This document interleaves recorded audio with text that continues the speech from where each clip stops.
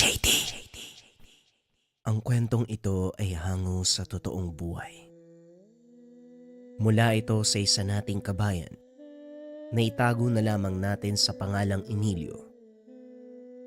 Taong 1990, Iloilo.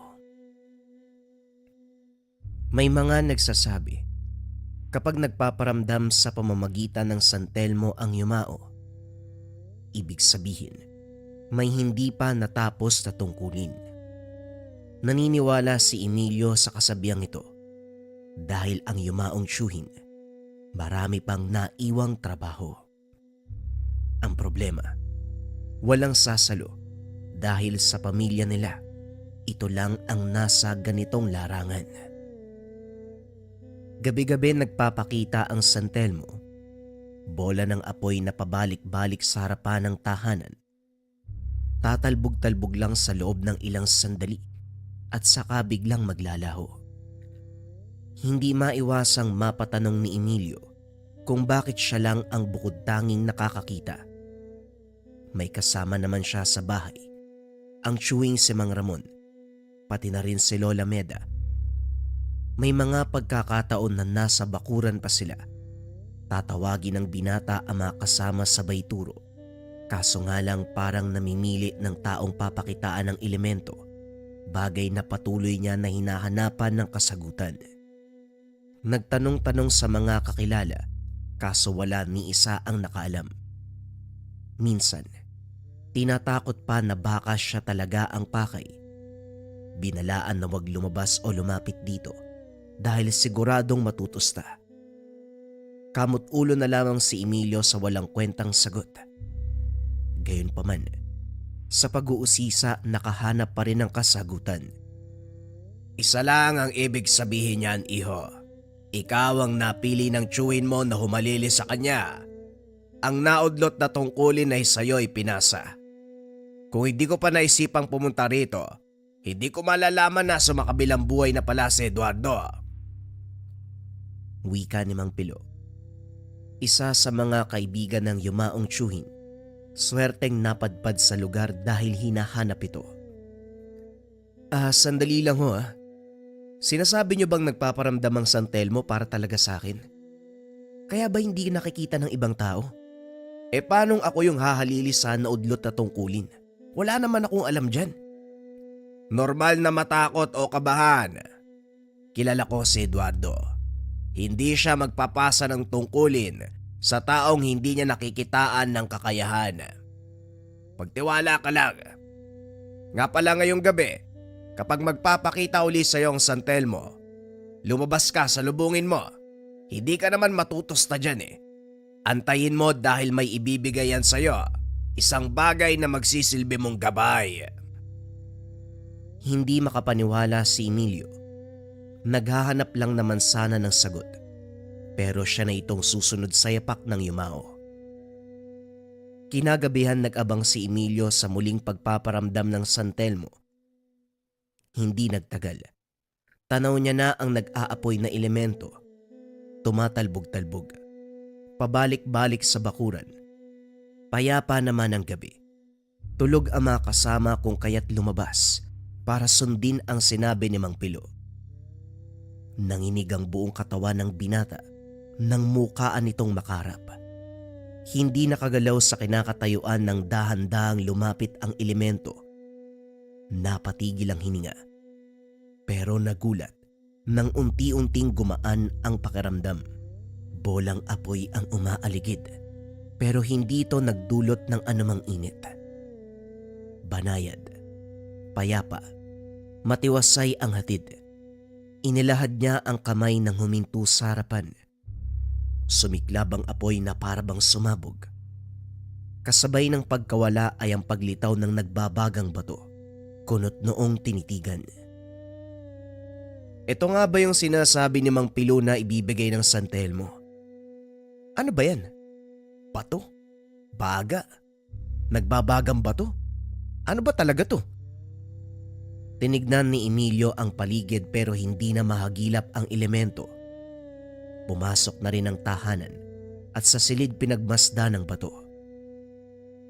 Sa paglipas ng oras, Unti-unting nawala ang baga. Naging mapulang bato na lamang. Hindi kalakihan. Kasya lang kapag kinuyom ang palad. Walang maisip kung ano ang paggagamitan kung kaya itinago na muna. Kinabukasan, sumalubong ang masamang balita. Ang tiyuwing si Mang Ramon ay nagkasala sa engkanto. Mahilig kasi itong mamutol ng kawayan para gawing upuan. Ang paa ay namamaga na para bang sinampal dahil may bakas ng kamay. Kaso nga lang, hindi normal ang laki. Mas malaki pala ang kamay ng engkanto kaysa tao, ano? Ang haba ng daliri, pero sobrang payat naman. Wika ni Lola Meda. Nahihiwagaan pa sa bumakas na kamay. Ito talagang si nanay. Nagdurusa na nga yung tao, yan pa yung pupunahin. Maghahanap po ba kayo ng albularyo para tumingin sa akin? Hindi na ako makakapagtrabaho nito eh. Wala na tayong makakain. Wika ni Mang Ramon. Ayos ah. Ikaw tong padalos-dalos sa gubat na nagre-resulta ng pagiging mangmang. Tapos ako'y mapeperwisyo para maghanap ng manggagamot. Aba, tadyak ang kita eh. Alam nga naman, hayaan niyo ako sa ganitong kondisyon. Nay, anak niyo ko. Kaya responsibilidad mo ko. Huwag mo nga akong gamitan ng salitang anak mo ako, responsibilidad. Ikaw tong mangmang eh. Alam mong maraming engkanto doon ka pa namutol. Buti nga yan ang ginawa eh. Hindi ka dinakip, dinala sa mundo nila. Mas mabuti nga sana yon para mawala yung perwisyo dito sa bahay. Matanda na pero hindi nag-iisip. Sayang yung utak na binigay sa'yo. Hindi maiwasang matawa ni Emilio sa usapan ng tiyuwing at lola. Sumingit na rin siya para hindi na humaba ang pagtatalo ng dalawa. May dala siyang pinakuluang dahon ng sambong. Isa ito sa ginamit ng yumaong albularyo. Ganito rin ang ginagawa bilang unang lunas. Mabuti pa tong pamangkin ko may pakialam pa. Samantalang yung nanay ko na nagluwal sa akin, puro sermon ng ambag. Kahit lakasan mo pa ang boses mo, wala akong pakialam sa mga taong hindi nag-iisip. Kapag gumaling ka sa lagay na yan, bumalik ka kagad doon sa gubat. Mambulabog ka uli ng mga engkanto para magdusa ka uli. Tutal yan naman ang gawain mo. Tugon ni Lola Meda na nagwawalis sa bakuran. Hindi inaasahan ng anak na maririnig nito ang sinabi. Tiyo, huwag mo na lang pansinin si Lola. Alam mo naman na ganyan lang talaga magsalita yan eh. Hindi ko man alam kung ano yung pinakagagawin pero parang mabisa yung sambong. Nakita ko na ginamit yan ni Tio Eduardo sa pasyente niya noon eh. Huwag din ho kayo mag-alala. Maghanap ako ng albularyo. Delikado ang lagay sa engkanto eh. Kapag hahayaan siguradong lalalayan. Mabuti na lang talaga, kinupkup ka namin, tignan mo. Sa ganitong sitwasyon, ikaw lang ang may pakialam sa akin. Huwag ka mag-alala. Kapag nabenta ko yung mga bangko, hatian kita. Ay nako, hindi na po kailangan. Sige na ho, lalakad na ako para makahanap ng albularyo. Naglakbay ang binata. Nagtungo sa kabilang bayan kung saan nakatira ang kakilala ng tiyuwing yumao. Kaso matagal na palang sumakabilang buhay. Dumiretso sa ibang lugar. Kaso walang naabutan dahil lumipat na ng tirahan. Sa pag-aalala sa kalagayan ni Mang Ramon, kahit malayo ang tahanan ni Mang Pilo, binaybayang daanan, 10 oras na nang makarating. Pagbalik sa bahay, malala na ang kondisyon ng tiyuwing. Namaga ng husto ang binti. Nagkulay lila at labis ang pagnanana. Gulat naman si Emilio nang hindi siya pinaalis ni Mang Pilo. Sinabihan siyang tutukan ang gagawin. 3 karayom ang inilabas at bote ng langis. Inihipan ng dasal bago pa isa-isang tinusok ang namamagang parte. Pagkatapos ito, muling inihipan ng dasal. Ilang sandali pa, may sumapi na sa katawan ng tiyuhin. Huwag ka malikot. Hindi naman kita papatayin eh. Magtatanong lang ako kung anong gagawin para kalasin mo ang sumpa sa taong ito. Nagkasala siya Handa magbayad anuman ang hihilingin mo. Wika ni Mang Pilo. Hindi ko maintindihan kayong mga tao. Manggugulo kayo sa baluarte ng mga engkanto. Tapos idadan sa albularyo upang kalasin ang sumba. Nararapat lang sa taong ito ang binigay kong pagpapahirap. Kulang pa yan kung tutusin. Dahil ang tirahan ko ay winasak niya. Ganun ba? Hindi na ba talaga natin magagawa ng paraan? Hindi. Dahil nararapat parusahan ang nagkasala. Hinugot ni Mang Pilo ang isa sa mga nakatusok na karayom. Sumigaw ang boses. Nagpupumiglas ang katawan ng sinapiang si Mang Ramon. Nakiusap ito na wag saktan. Kaya nga nagtatanong ako kung ano ang gagawin para mapatawad ang taong to. Bastos ka kung sumagot kaya pinatikim kita. Oo na, tatanggalin ko supa. Basta wag niyong kalimutan ng alay. Sasagot ka rin naman pala, pinapatagal mo pa yung sitwasyon. O siya, gagawin namin yon. Siguraduhin mo lang, kakalasin mo yung sumpa. Dahil kung hindi, magkikita ulit tayo. At kapag nangyari yon, papatayin kita. Hinayaang makalis ang sapi sa katawan ng pasyente. Tinapos ang ritual sa pamamagitan ng paghugot ng karayom. Unti-unting humupa ang pamamaga. Makaraan ang ilang sandali. Pinainom din ng isang kutsyarang langis upang maghilom ang pinsala sa loob. Sa bakuran, seryosong nag-uusap sina Mang Pilo at Emilio. Nagpapasalamat ang binata sa tulong nito. Nagtatanong din kung bakit kinakailangan niyang saksiyan ang buong proseso. Sumagot si Mang Pilo. Dahil ganon ang pamamaraan ng tiyuhin mong si Eduardo. Kinakailangan mong matutunan ang bagay na yon dahil sa susunod na merong mga ngailangan, ikaw ang sasaklolo. May tungkulin din ako sa lugar namin, kaya sa lugar na ito, ikaw ang tatayong albularyo. Ganong pamamaraan lang ang dapat mong matutunan, kagaya ng sa tiyuhin mo. Maiba nga po tayo. Nagkatotoo po yung sinabi mo tungkol sa San Telmo.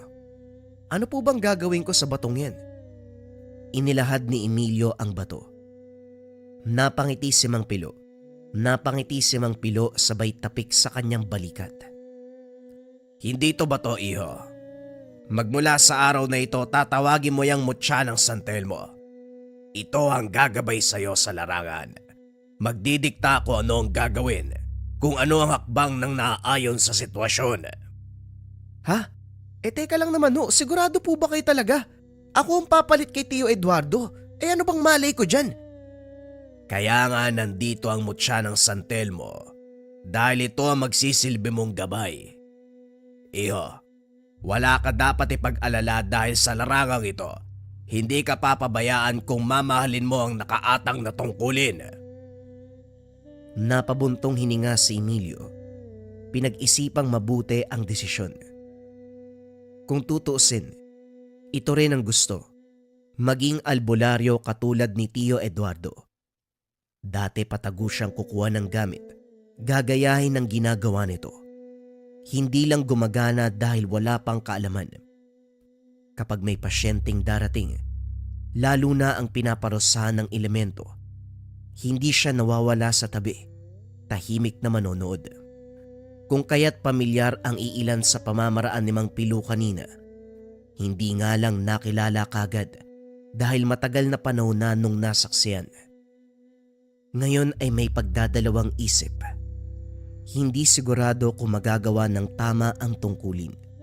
Kahit sabihin ni Mang Pilo na meron siyang gabay, may pag-aalangan pa rin. Hinayaan muna sa tabi ang mutya ng San Telmo. Pinalipas ang mga araw. Gustong bigyan ng oras ni Emilio ang sarili para makapag-isip kung ito nga ba talaga ang gusto. Hindi naman siya bigo dahil tinulungan ng pagkakataon na makapagpasya. Sa paglalakad papunta sa balon para mag-igib, isang bata ang nangisay matapos wasakin ng punso. Bigla na lang din nawalan ng malay otomatikong kumilos para tulungan ito.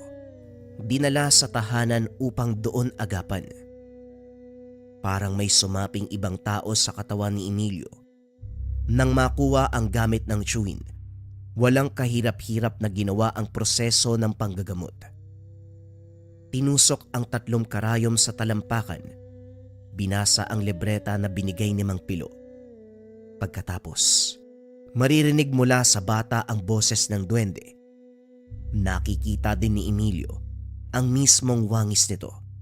Matanda, kulubot ang muka, masama ang titig sa kanya. Nauna pang magtanong. Hoy! Anong kailangan mo?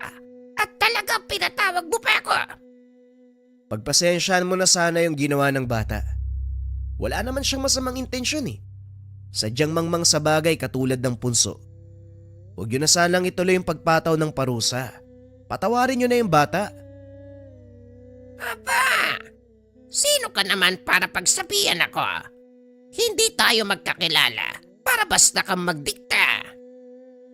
Alam nyo naman siguro ang ibig sabihin ng 3 karayom, hindi po ba? Kapag bubunutin ko yan, ano kaya sa tingin mo mangyayari? Makikita ang takot sa mukha ng duwende. Lumambot ng masipatang mutya ng San Telmo. O sige, hindi ko na itutuloy ang pagpaparusa. Bibigyan ko lang sana ng matinding lagdat. Pero hindi na. Yang mutya mo, malakas ang bisa. Nararamdaman ko ang init. Malulusaw ako. Pakawalan mo na ako. Hindi ko naman itutuloy ang bala ko, pangako yan. Siguraduhin mo lang natutupad ka sa usapan, ha? Sige na, maaari ka nang umalis. Matapos ng usapan, hindi makapaniwala si Emilio nang mapagtanto. Napatitig sa mga palad na kusang kumilos ng naayon sa sitwasyon. Napalingon siya nang marinig ang boses ni Mang Pilo. Kita mo na. Ito ang sinasabi ko. Hindi mo kailangang kabahan dahil sagot ka ng gabay mong mutya. Mang Pilo, kung talagang ako ang pinili ni Tio Eduardo na humalilis sa kanya, sa tingin ko handa na ako. Gagamitin ko ang lahat ng kakayahan. Magpapatulong sa mutyang gabay. Pero may tanong po ko. Anong hindi niya natapos? Yun naman ang silbi kung bakit ako papalit sa kanya. Tapusin ang hindi natapos. Pero ano po yun? Napaisip si Mang Pilo. Wala ring ideya kung ano nga ba ang naudlot sa gawain ng yumao. Sinamahan na lamang ang binata sa pagtuklas. Hiwalay ang tahanan ng yumaong albularyo. Hindi rin nangengialam si Mang Ramon at Lola Meda kung kaya't walang sagabal. Hinalungkat ang gamit, kaso walang makita na maaaring magturo kung ano ang hindi natapos na gawain. Gayunpaman, hindi tumigil hanggang sa paglipas sa mga araw. Ang sagot na mismo ang lumapit. May pasyente si Tio Eduardo na isang ginang. Nakatira ito sa paanan ng kabundukan, biktima ng kulam. Sa kasalukuyan, nagdurusa pa rin ito. Paralisado ang katawan na animoy isang tod. Naigagalaw ng kaunti ang ulo, pero apektado ang bibig, pandinig at mga mata. Ang apo na 14 na taon ang nag-aalaga. Nasaan po ba si Mang Eduardo? Siya po yung albularyo na tumitingin kay Lola Pasing. Sabi niya babalik siya pero hanggang ngayon nag-aantay pa rin kami. Palala ng palala yung kalagayan ni Lola. Wika ng apo na si Inot. Ikinalulungkot kong ibalita. Sumakabilang buhay na si Eduardo. Pero hindi ito nangangahulugan na wala ng pag-asa ang lola mo. Kasama ko ang apo ni Eduardo, ang manggagamot na hahalili sa naudlot na gamutan. Ibigay mo sa kanya ng buwang tiwala mo. Gagaling ang lola mo. Tinitigan ni Emilio ang binata. Kaso mababakas sa mukha nito na duda siya sa kakayahan. Dahil dito, pinakitaan ng gilas. Inilatag ang mga gamit. Sinuri ang katawan ng pasyente. Habang dinadama ang kondisyon, Nakahawak ang kabilang kamay sa mutya ng San Telmo. Naramdaman ni Emilio ang enerhiya ng mutya na lumatay sa kanya patungo sa katawan ng ginang. Ito pa lamang ang ginawa, pero unti-unti nang nakikitaan ng pagbabago. Naibuka ang bibig, kagad dumingi ng tubig. Tuwang-tuwa naman ang apo dahil sa loob ng mahabang panahon, narinig na ang boses ng matanda. Sa nangyari, buong tiwala ang binigay. Salitan ang pagsusuring ginawa. Nakiusap si Emilio na tignan din ni Mang Pilo ang kondisyon para maiambing sa kanya. Sa kabutihang palad, angkop sa isa't isa ang pagsusuri. Umusad sa kasunod na hakbang. Sa pagkakataong ito ginamit ang 3 karayom. Si Mang Pilo mismo ang nagmungkahi na wag nang idaan sa ritual kung saan kakausapin ang espiritual na kamalayan ng mangkukulam. Diretso na upang mapadali. Inaalala ang kalagayan ng pasyente. Sa sandaling itutusok na ang karayom sa balat, nagulantang ang lahat sa pagsulpot ng grupo ng mga uwak.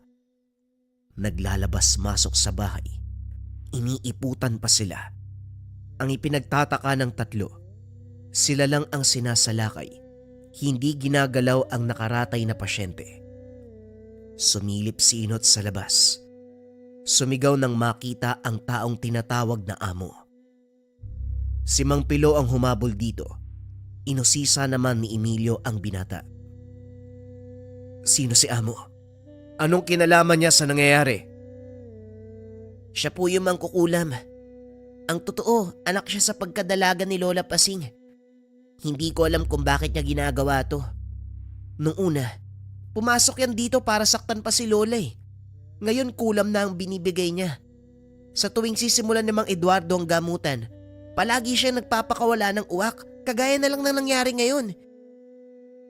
Sinilip ni Emilio ang labas, kaso hindi na mahagilap ang tinatawag na amo. Inantay muna si Mang Pilo para malaman kung ano ang opinyon. Kaso nga lang, bumalik ito ng sugatan, nagtamo ng saksak sa balikat. Aniya hindi madaling kalaban si amo. Hindi lang magaling sa orasyon, mahusay din sa pisikal na laban. Nakontra ang sumpang binitawan sa hangin, pero ang pananaksak ay hindi. Nang mahimasmasan si Mang Pilo, pinag-usapan ng plano. Sa kalagitnaan sumingit si Lola Pasing. Matagal na pala nitong alam na kinulam siya ng anak. Kaso hindi magawang sabihin noon kay Tio Eduardo dahil natatakot sa mangyayari. Kilala niya ang yumao. Walang patawad. Gagawin ang lahat para maparusahan ang nasa panig ng kaliwa. Ang punot dulo ng paghahasik ni amo, ang katotohanan na binalak ipalaglag dahil bunga ng masalimuot na nakaraan. Si Lola Pasing, pinagsamantalahan ng 2 kaanak. Gustong ipalaglag upang maiwan sa panahong iyon ang alaala ng pambababoy. Kaso hindi nakunan. Nailuwalang bata. Itinaboy ang sanggol, iniwan at kinalimutan. Hindi inakala na sa pagdaan ng panahon, lilitaw at maghihiganti. Nung una nakakayanan pa naman dahil pisikal na pananakit lang. Kaso sa paglipas ng mga araw, matinding kulam ang pinataw. Wala rin siyang intensyon na magpagamot. Bukal sa puso na tanggapin ang sasapitin dahil gumaganti lamang ang anak sa mali niyang ginawa. Subalit si Tio Eduardo na kababata, hindi papayag na makita siyang nagdurusa, lalo pat minsan na siyang tinulungan. Nangako itong gagamutin at tatapusin ang panggugulo ni amo. Subalit sa kasamaang palad, sumakabilang buhay ito. Gulat na napatitig si Emilio sa isa pang revelasyon. Ang pumatay kay Tio Eduardo, walang iba kung hindi si amo. Hindi kulam ang ginamit sa pagkitil kung hindi patalim. Umakma dahil naabutan ang tiyuhin na puno ng saksak nung araw Walang makitang salarin kaya pinagpalagay na lamang na tinambangan ng magnanakaw. Yung pala ay sinadyang patayin. Si Lola Pasing ang humingi ng tawad pero wala sa posisyon si Emilio. Natanggapin ito. Dahil ang tao kung kanino nagkasala ay sumakabilang buhay na. Pasensya na Lola Pasing. Hindi ko matatanggap ang paghingi mo ng tawad. Bukod sa hindi ikaw ang dapat na hihingi nito, wala na si Tio Eduardo para magpatawad.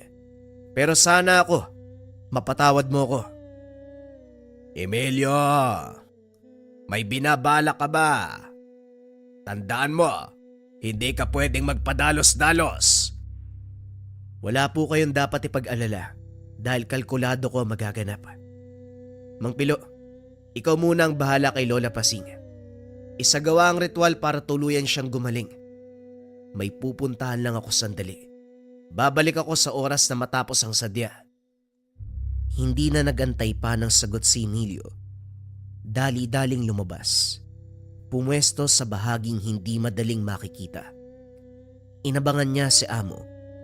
Alam niyang nasa paligid lang ito. Nararamdaman niya ang presensya. Hindi maunawaan ni Emilio ang sarili. Pinaghalong galit at paghihiganti. Maging ang mutsyang hawak ay nagliliyab sa labis na init. Patawarin sana ako ni Tio Eduardo sa gagawin ko. Gusto ko lang turuan ng leksyon ng taong yan. Nang makita si Amo, hinanda ni Emilio ang sarili sa pagsugod. Pumwesto ito sa kakawyan. Napansin ni Emilio na sumasambit ng orasyon. Dali-dali niyang kinontra sa pamamagitan ng dasal. Makikita sa reaksyon nito ang pagtataka. Panaylingon, hinahanap kung saan nagmula ang pagkontra. Dahil hindi makita, sumubok muli ng orasyon. Kinontra pa rin ni Emilio. Hindi may tatanggi na medyo nahirapan dahil habang tumatagal, palakas ng palakas ang binibitawan ni Amo. Gayunpaman, sa lakas ng mutya ay nakayanan, subalit ito rin ang dahilan kung bakit siya nakita. Hoy, sino ka? Lumabas ka dyan! Ang lakas ng lobong kontrain ako ah. Mahusay ka ba? Wala ka sa lugar ah. Wala ring lugar sa akin, yung mga kagaya mong tao. Sarili mong nanay, pinahihirapan mo. Alam ko na. Kasama mo yung matanda na humabol sa akin kanina. Kumusta yun? Boy pa ba? Bago mo kumustahin yung iba, tanungin mo muna yung sarili mo kung mabubuhay ka pa. Kung makapagsalita ka, akala mo kung sinong biyasa. Batay sa pananalita at galaw mo, siguradong baguhan ka lang.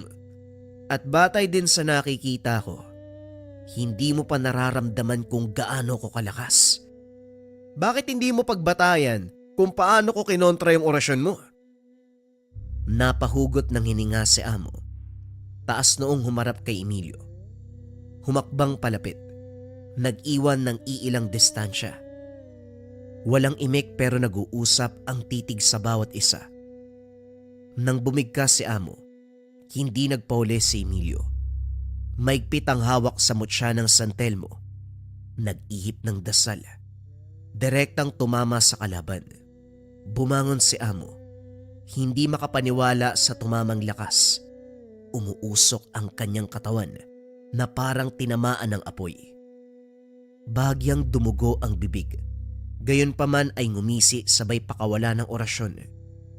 Sa pagkakataong ito ang mutya ng San Telmo ang hinarang.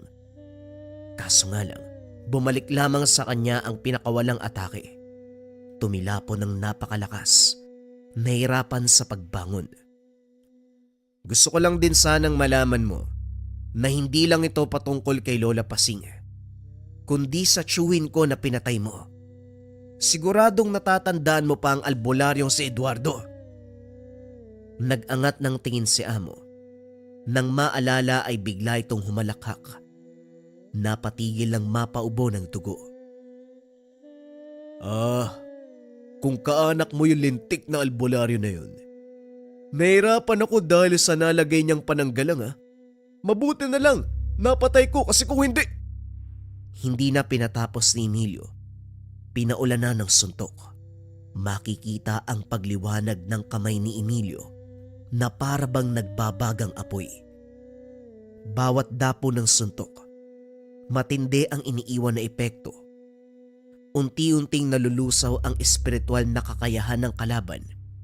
Makikita rin ang bawat usok sa pagtama ng kamao. Hindi naglaon bumulagta na lamang ito.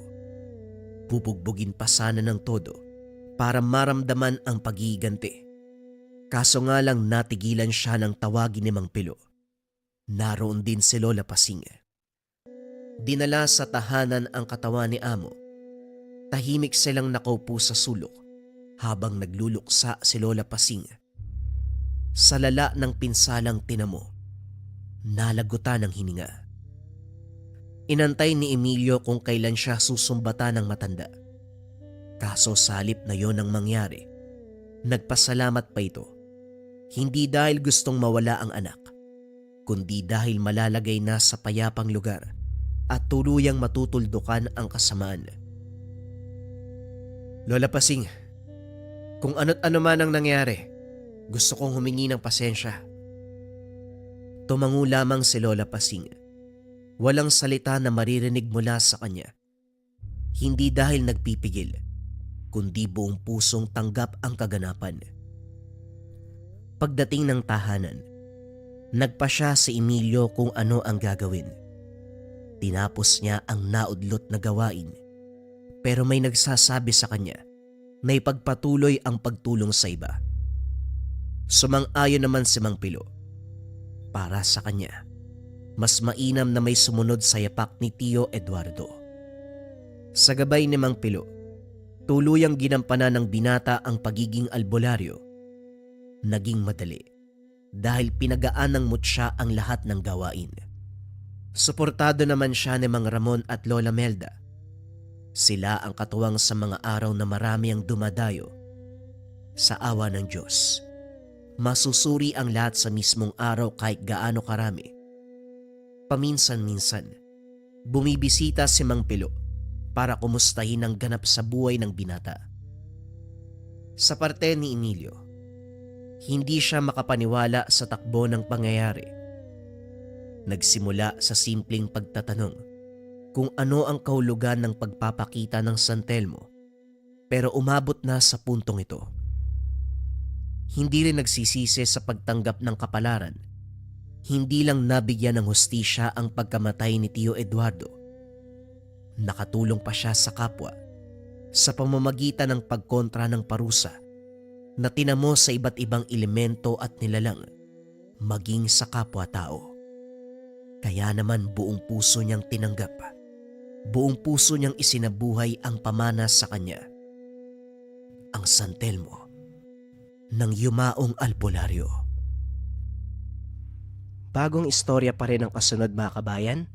Ito ay tungkol sa lantawan ng kapre. Simulan na ang kwento. Ang kwentong ito ay hango sa totoong buhay.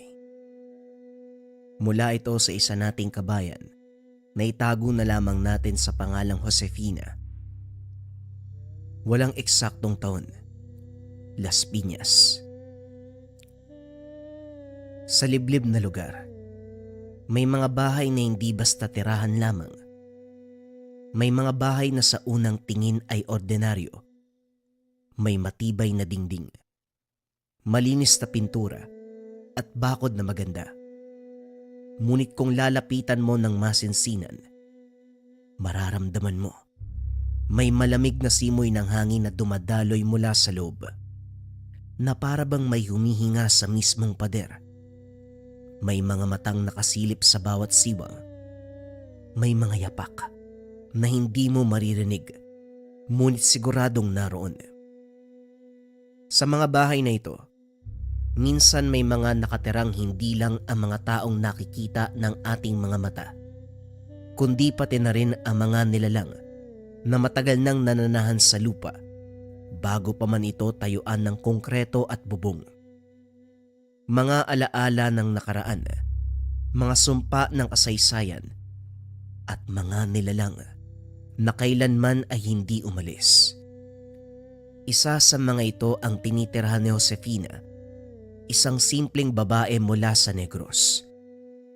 Isang babae na walang ibang hangad, kundi magpatayo ng sarili niyang tahanan. Isang lugar na masasabing kanila. Isang pugad ng kanyang pamilya. Isang simbolo ng kanyang mga pinaghirapan at pangarap. Kaso nga lang ang hindi niya alam, ang pangarap na ito ang mismong magdadala sa kanya at sa kanyang pamilya sa isang bangungot na kailanman ay hindi makakalimutan. Si Josefina ay 30 taong gulang, ikalawa sa 6 na magkakapatid. Lumaki siya sa baryo ng Negros na napapalibutan ng mga tubuhan. Ang kanilang ama ay magsasaka at araw-araw nakabilad sa init ng araw. Pawis ang puhunan para lamang may maiuwing ilang kilo ng bigas at kaunting pagkain. Ang kanilang ina naman, kasambahay ng isang mayamang pamilya, madalas wala sa kanilang bahay, umuuwi na lamang tuwing linggo. Halos sapat lamang ang kanilang kita para sa kanin at ulam. Minsan isang beses kung isang araw sila kumain. At sa bawat gabing nakaiga sa kanilang papag, pinagmamasdan ni Josefina ang butas-butas na bubong. Darating ang araw, hindi na natin kailangan mangutang para makakain. Magkakaroon ng sariling bahay, yung malaki.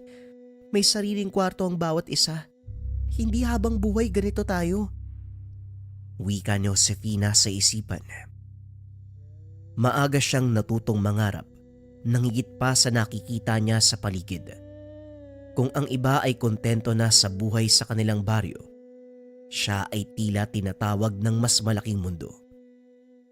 Kaya sa edad na 20 naglakas loob siyang pumunta sa Maynila. Wala siyang sapat na pera at wala ring tiyak na trabaho. Hindi niya rin alam kung ano ang madadatnan niya sa lungsod ng Maynila.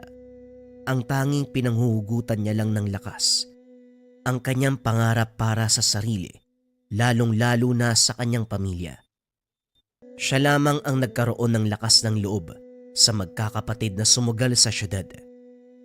Sa Maynila, hindi naging madali ang buhay para kay Josefina. Malayo siya sa pamilya at madalas mag-isa lamang. Nagtrabaho siya sa iba't ibang lugar. Minsan bilang tendera, minsan bilang tagalinis, hanggang sa nakapasok siya sa isang paaralan na pinamamahalaan ng mga madre. Dito niya nakilala si Ate Meng, isang negosyante na may kasosyong incheck. Nakalaunan pinakilala siya ni Ate Meng kay Lisa, ang kasosyo nitong incheck na may iba't ibang negosyo sa Pilipinas. Si Lisa ay mabuting tao, bukas palad at hindi madamot. Sa tuwing kumikita siya, ibinabahagi niya ito sa kanyang mga trabahante. Dahil dito pinasok ni Lisa si Josefina sa isa sa kanyang mga negosyo. Ang sahod ay hindi lang doble, triple pa kumpara sa noon. May mga pagkakataon na binibigyan pa siya ng extra. May mga bonus, regalo, minsan may mga ayuda pa para sa kanyang pamilya. Unti-unti nagkaroon ng sapat na ipon si Josefina. Nakapagpaaral siya ng mga kapatid. Nakabili ng mga gamit para sa kanilang bahay sa probinsya. Nakapag-supply ng mga gamot at vitamin sa mga magulang. At higit sa lahat, nagsimulang tuparin ang matagal niya ng pangarap, ang pagkakaroon ng sariling bahay. Matagal niyang pinangarap ang isang malaking bahay at nang dumating ang pagkakataon, naganap siya sa Las Piñas. Ito ang napili niyang lugar dahil malapit lamang ito sa kanyang pinagtatrabahuhan. Ilang araw at buwan din ang paghahanap niya ng bahay. Hanggang si Josefina may nakitang tahanan sa loob ng isang subdivision sa nasabing lugar. Malaki ang bakuran nito na pwedeng gawing parking lot. May malawak ding sala. Nasa 3 palapag ang bahay. Saktong-sakto para sa isang pamilyang galing sa probinsya na nangangarap ng magandang kinabukasan. Ngunit may isang bagay ang hindi gaanong pinansin. Ang isang malaking puno ng balete na nakatindig sa gilid ng bahay. Ang punong iyon ay napakalaki. May makapal na mga ugat na tila gumagapang pababa sa lupa. Sa tuwing ito ay lalapitan, tila may malamig na hangin na bumabalot dito. Ngunit dala ng pananabik, hindi na ito inisip ni Josefina. Dito na titira yung buong pamilya ko. Sa wakas, may bahay na kaming maitatawag na sa amin. Hindi na kailangan makituloy sa ibang kamag-anak. Lahat ng hirap, lahat ng sakripisyo sulit na sulit. Pangarap ko to mula pa pagkabata at ngayon natupad din. Wika ni Josefina. Aba, ang ganda nga, Inday Josefina. Malawak at presko ha. Siguradong matutuwa ang mga kapatid mo pagdating nila. Wika ni Yolanda. Ngunit sa likod ng kasiyahan, hindi nila alam na merong matang nakamasid mula sa mga kakaibang nilalang. Mga matang matagal nang nag-aabang ng bagong titira. Makalipas ang ilang araw, isa-isang lumuwas mula sa Negros ang kanyang pamilya upang manirahan sa bagong bahay. Sa umpisa ay puno ng kasiyahan, ngunit ilang buwan lamang ang nakalipas, nagsimulang magbago ang lahat. Ang halakhak na dati umaalingaw-ngaw sa bawat sulok ng bahay, unti-unting napalitan ng katahimikan. Ang mga ngiti sa labi ng magkakapatid, napalitan ng pag-aalala. Ang lahat ay tila nagbubulag-bulagan, umaasang lilipas din ang lahat. Kasama ng pamilya ni Josefina sa bahay si Yolanda, isang kasambahay na nanggaling din sa Negros. Sanay si Yolanda sa mga kakaibang bagay. Bata pa lamang siya, madalas nang makaranas ng mga pagpaparamdam. Sumapit ang madaling araw ng 3:00. Habang nagtatadtad ng bawang sa kusina, nakarinig siya ng mahinang yabag. Ang tunog ng yapak sa kahoy sa sahig ay malinaw na malinaw. Inday Josefina, ikaw ba yan? Walang sumagot. Sa paglingon niya, nakita ang puno ng balete mula sa bintana. At doon sa gitna ng dilim, may 2 pulang liwanag na kumikislap. Yung mga matang nag-aabang. Ay Diyos ko, sana guni-guni ko lang to. Ngunit sa puso niya, alam niya na hindi siya nag-iisa. Hindi niya ito binahagi kay Josefina dahil baka isipin nitong nag-iimbento lang. Ayaw niyang madagdagan ang iniisip ng amo na abala nga sa trabaho at pagpapanatili ng maayos na buhay para sa pamilya.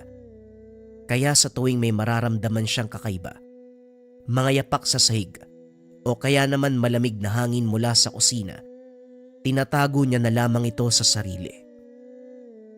Isang gabi, si Josefina mismo ang nakaranas ng kababalaghan. Mahimbing siyang natutulog nang bigla siyang magising dahil may mabigat na nakadagan sa kanyang dibdib. Hirap siyang huminga, hindi maigalaw ang katawan. Sa gilid ng kanyang paningin may hugis taong nakatayo sa dulo ng kanyang mata.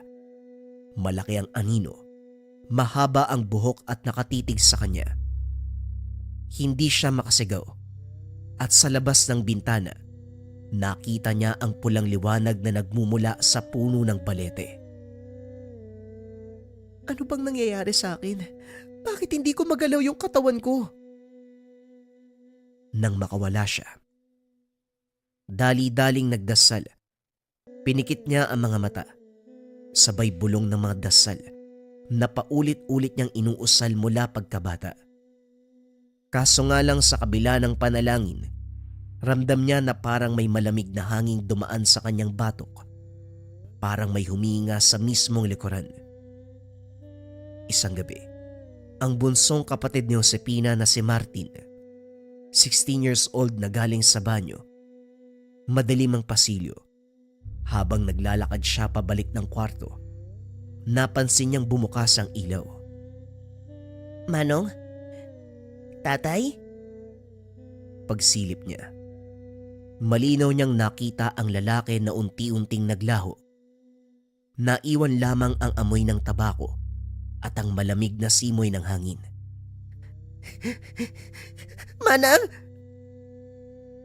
Kinabukasan, habang kumakain ang lahat sa pagkainan, napag-usapan nila ang mga nangyari.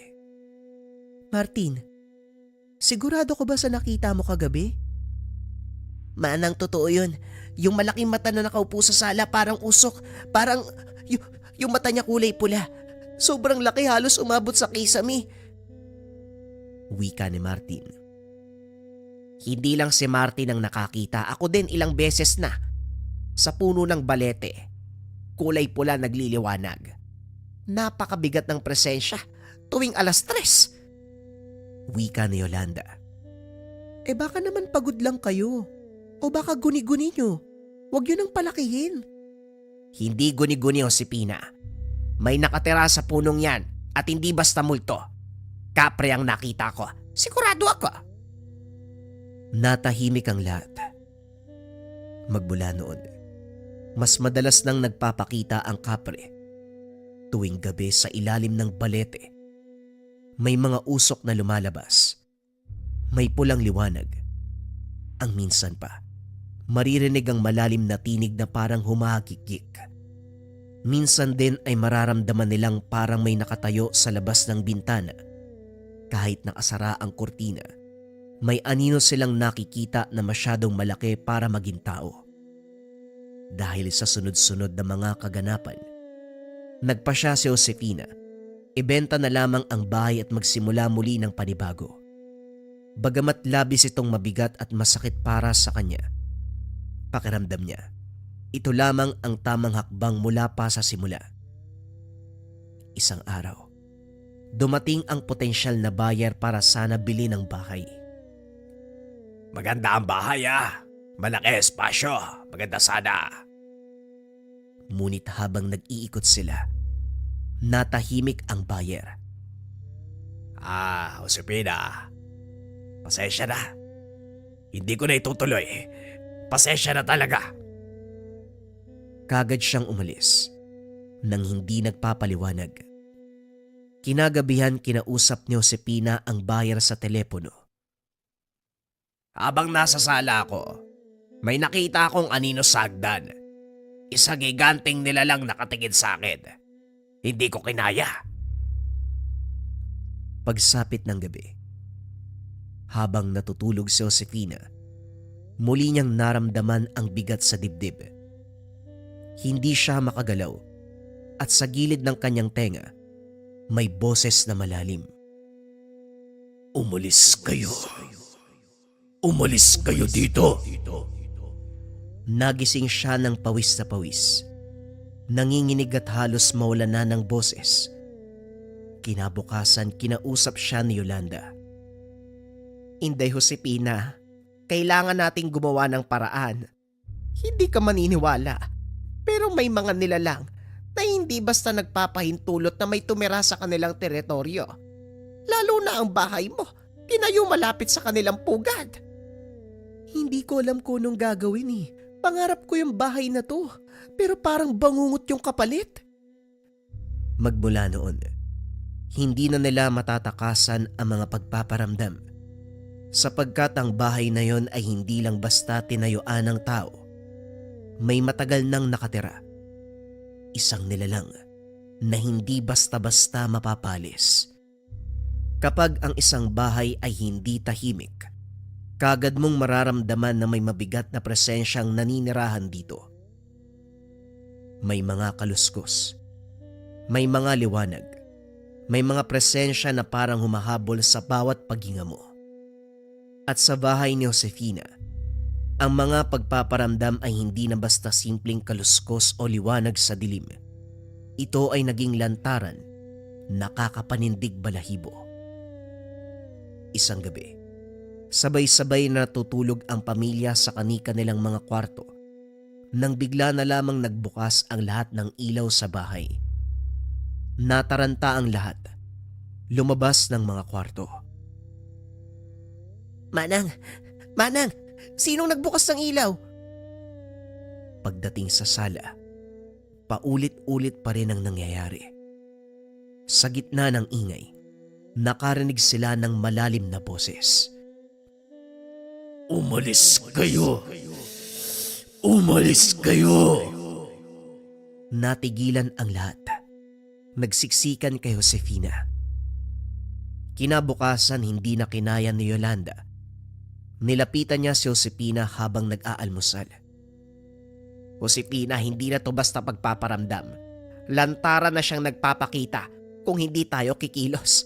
Mamamatay tayo dito eh. Anong gagawin natin? Maghahanap uli ako ng buyer. Ibenta natin uli yung bahay. Sinubukan mo na hindi ba? Pero bawat bibili tinataboy nila. Ayaw nilang may ibang nakatira dito. Hindi lang basta kapre, kundi tagabantay ng lupang kinakatayuan nyo, yung nilalang na nandito. Nang gabing yun, nagkaroon si Josefina ng bangungot. Nakita niya ang sarili, nakatayo sa harapan ng punong balete. Sa itaas, may isang higanteng nilalang na kulay pula ang mga mata. At ang usok, parang ulap na bumabalot sa katawan. Sa amin ang lugar na ito. Umalis kayo hanggat kaya pa naming magtimpi. Biglang bumagsak ang lupa. Naramdaman ni Josefina na para siyang nilulubog. Nagising siya na basang-basa ng pawis. Hingal na hingal. May pasa ang kanyang braso. Parang may humawak ng maigpit habang siya ay natutulog. Hindi lamang bangungot ang naranasan nila.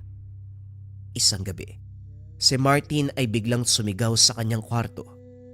Pagpasok nila Josefina, nakita nilang duguan ang kuko ng binata, parang kinalmot ng napakalaking kamay.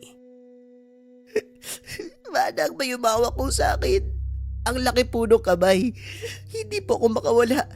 Maigpit po yung hawak niya. Kagad dinala si Martin sa pinakamalapit na ospital. Subalit laking gulat ng mga doktor. Wala silang mahanap na paliwanag kung paanong nagkaroon ng ganong kalalim na galos. Hindi ko na alam yung gagawin ko. Pangarap ko pa namang magkaroon ng ganitong bahay. Pero bakit ganito yung kapalit? Josefina, minsan hindi lahat ng pangarap dapat tinutupad eh. Yung puno ng balete hindi dapat basta pinuputol. Hindi dapat basta tinatabihan. May bantay sa lupaing iyan. At kung minsan, hindi sila aalis. Kung kapre lang yan, kakayanin yan. Subukan nating lumapit sa barangay o sa albularyo. Wika ni Jeric, isa pa sa mga kapatid. Hindi yan ganun kasimple. Hindi lang basta kapre. Teritoryo nila ang lugar. At marahil may dugo ng sakripisyong naganap noon pa. Isang linggo ang lumipas. Habang mahimbing na natutulog ang lahat. Nagising sila sa malakas na kalabog mula sa kusina. Tunog ng mga plato at basong nababasag. Pagbaba ay nakitang nagkalat ang lahat. Sa gitna ng kaguluhan, may itim na anino sa sulok. Hindi tao. Masyadong malaki at masyadong mabigat ang presensya. At sa bawat hakbang, nanginginig ang buong sahig. Umalis kayo. Sa akin ang lugar na to. Dumilim ang buong lugar. Napasigaw na lamang lahat sa tahanan. Kinabukasan halos hindi na makapagsalita si Josefina. Nanginginig ang kanyang mga kamay. Hindi na tayo ligtas dito. Hindi pera ang kapalit ng buhay natin. Umalis na tayo. Kahit gustuin, hindi pa rin maibenta ang bahay. Lahat ng bumibili ay tinataboy. Lahat ng nagtatangkang pumasok ay nakakaranas ng kakaibang presensya. Kapag ang isang lupa ay minarkahan ng mga nilalang, mahirap na itong bawiin. Para kay Josefina, ang bahay na kanyang pinangarap ay unti-unting naging isang kulungan. At ang lupa na pinatayuan ni Josefina ng kanyang pangarap, may kasaysayan ng dugo at pagdurusa. May mga lihim na hindi kailanman lumilitaw sa liwanag ng araw, mga lihim ng lupa, ng dugo, at ng mga bagay na pilit inilibing sa katahimikan. Dahil sa takot at labis na pagkalito, nagpa siya si Josefina na humanap ng makakatulong. Isang kapitbahay ang nagpakilala sa kanya. Isang matandang albularyo mula sa kabilang barangay. Siya si Mang Oscar. Payat, halos butot balat. Ngunit ang mga matay matalim na parabang nakakakita ng mga bagay na hindi kayang abutin ng karaniwang paningin. Pagpasok pa lang ng bahay, napangiwi na si Mang Oscar. Hindi mo na kailangan magsalita pa. Nararamdaman ko na mula pa lang sa hangin na bumabalot sa lugar. Mabigat. Marumi ang lupaing yan. Hindi basta ordinaryo. May bantay na nakakulong. Isang nilalang na matagal nang hindi makaalpas. Kaya't nananatili itong nagbabantay. Galit, pasakit ang ibibigay. Kung sino mang mangangahas na manirahan dito. Bakit po, Mang Oscar? Ano po bang meron sa lugar na to? Bago pa magkaroon ng mga gusali, mga lupa, ang lugar na ito ay masukal na kagubatan. Ang punong balete na yan, isa sa pinakamatanda sa buong lugar. Diyan ginaganap ang mga ritual ng mga sinaunang katutubo, mga alay, mga panata, at noong panahon ng gera, may mga sundalong nagtago sa lugar. Maraming pinatay, maraming bangkayang ibinaon sa mismong lupa sa ilalim ng balete. Hindi lang kapre ang naninirahan doon. Sa ilalim ng lupang yan, may mga kaluluwa na hindi kailanman nakahanap ng pahinga. Mga kaluluwang naiwan, naglalagalag, nakagapos sa kanilang matinding puot. Ang kapre ang nagsilbing bantay nila. Tagapangalaga ng kanilang pot at alaala. Kaya ganyan kasensitibo ang mga elemento't nilalang. May malalim silang pinanghuhugutan. Nang gabing yun, muli silang nakaranas ng matinding kababalagan. Habang nagdarasal sila ng rosaryo sa sala, nagliyab ang mga kandila.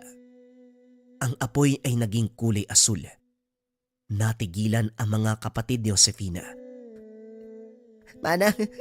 Manang nasusunog! Hindi natunaw ang kandila. Namatay ang mga apoy. Naiwan silang nanginginig sa takot. Nang gabing yon sa labas ng bahay, sa lilim ng balete nakita mismo ni Josefina ang kapre. Hindi na ito anino lamang. Buo na ang kanyang anyo. Ito ay parang kulay uling na may pulang mga matang naglalagablab at katawan na halos kasing laki ng tahanan. Umalis na kayo sa lugar. Huwag niyong yurakan ang alaala ng kasaysayan. Hindi namin alam. Hindi namin alam kung anong meron dito. Patawad! Naglaho ang kapre na parang usok. Kinabukasan bumalik si Mang Oscar at sinamahan sila sa puno ng balete. Nagdala ito ng mga kasangkapan, asin, langis at mga orasyon. Habang nagdarasal, biglang lumakas ang hangin. Ang mga sanga ng balete ay nag-ugong na parang may gustong kumawala. Respeto sa mga kaluluwa, nilalang at elemento. Naway pakinggan ninyo ang aking sumamo. Ang panahon nyo ay lumipas na. Hindi nyo napagmamay-ari ang lupa. Lumisa na kayo. Hanapin ang liwanag na magbibigay sa inyo ng pahinga. Tigilan nyo ang pagbabahagi ng puot at sakit sa alaala ng nakaraan.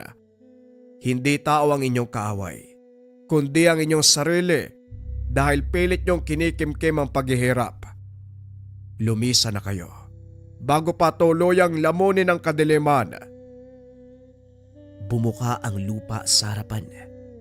Doon lumabas ang mga anino, hugis tao, mga sugatan, duguan. May mga bayonete sa kanilang katawan. Ang kanilang sigaw ay umalingaw-ngaw. Dugo. Dugo. Dugo. Nang matapos ang ritual, huminga ng malalim si Mang Oscar. Ngayong malinaw na, ang lupaing ito ay libingan.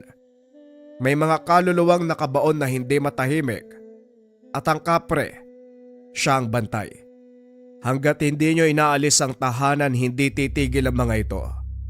Ang pagkakamali nyo, tinayo nyo ang pangarap sa ibabaw ng kanilang bangungot. Halos mawala ng lakas si Josefina sa narinig. Pag-uwi nila, nagtipon ng pamilya. Manang, ayoko na dito. Gabi-gabi ko ano-ano'y nararamdaman ko eh. Parang gusto nila akong kunin. Hindi pera ang kapalit ng buhay natin. Umalis na tayo dito. Tahimik lang si Josefina. Pilit niyang ipininta ang isang ngiti sa kanyang labi. Subalit malinaw na hindi yon umaabot sa kanyang mga mata. Doon ay kitang-kita ang kalungkutan. Akala ko, ang pangarap ko lang magkaroon ng isang bahay para sa pamilya. Isang tahanang payapa, kung saan maririnig ko yung tawanan ng pamilya. Mararamdaman kong panatag, pero ngayon, pakiramdam ko isang masamang panaginip ang lahat. Paminsan, ang wakas ng isang bangungot ay hindi nakukuha sa pagtakas lamang, kundi sa pagtanggap na may mga bagay na hindi kailanman itinakda para sa atin. Pagkatapos ng mga buwan ng takot at pagdurusa, tuluyang iniwan ni Josefina at ng kanyang pamilya ang bahay. Kahit hindi ito mabenta, kahit malaki ang malugi, mas pinili nilang umalis kaysa ipagpatuloy ang buhay na puno ng kaba. Lumipat muna sila sa isang mas maliit na inuupahang bahay, masikip at payak, malayo sa mga pangarap na una niyang pinangarap.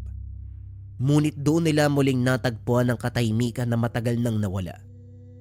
Sa bawat gabi, kahit wala silang marangyang paligid, nakakatulog sila ng walang kaba. At para kay Josefina, ito ay sapat na upang tawaging ginhawa. Kalaunan, matapos ang ilang buwan, muling nag-ipon at nagnilay. Nagpasya si Josefina na bumalik sa kanilang probinsya sa Negros. Doon pakiramdam niya, mas ligtas, mas magaan sa pakiramdam, mas masarap ang simoy ng hangin, at mas malapit siya sa mga alaala ng kanyang kabataan. Bago pa sila tuluyang lumisan, isang gabi muling tumayo si Josefina sa harapan ng balete, tahimik na nagdasal. Kailanman hindi ko intensyon na manggambala. Ang tanging hangad lang namin, magkaroon ng bahay na pwedeng tawaging tahanan.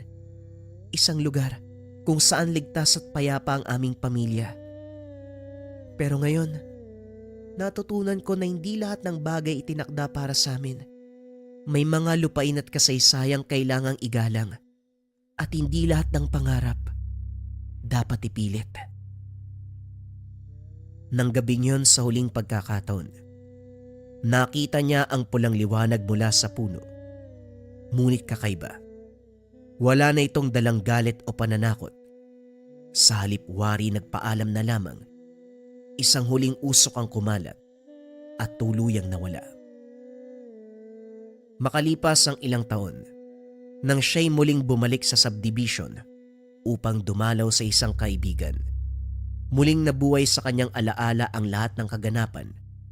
Doon nakatagpo niya ang isang matanda, isa sa mga unang residente sa lugar.